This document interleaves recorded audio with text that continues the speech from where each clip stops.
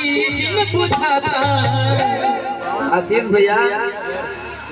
कि भोरही मुस्कुरा दे बारी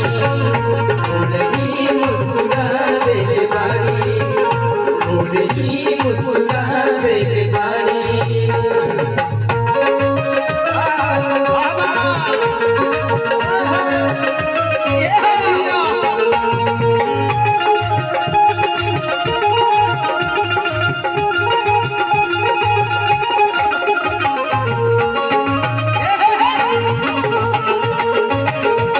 आदरणीय हमारे शिवा टूर ट्रैवल्स की तरफ से 500 रुपए का आशीर्वाद है। भैया को बार बार प्रणाम, आशीर्वाद की कामना। और आइए कैसे रहेंगे बात और लास्ट में लेकर पहले बात से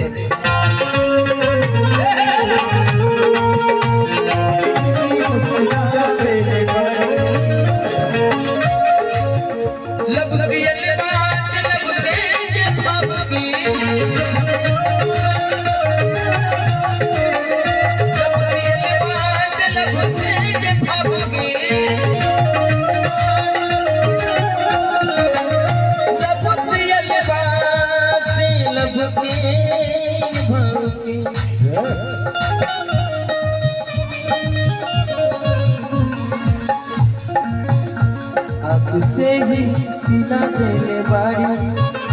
आँख से ही पिला देने बारी आँख से ही पिला देने बारी आज हमें दुआ देने बारी आज हमें दुआ देने बारी आज अच्छा कटी दिन बुझाता आज अच्छा कटी दिन बुझाता मुस्कुरा तेरे बारी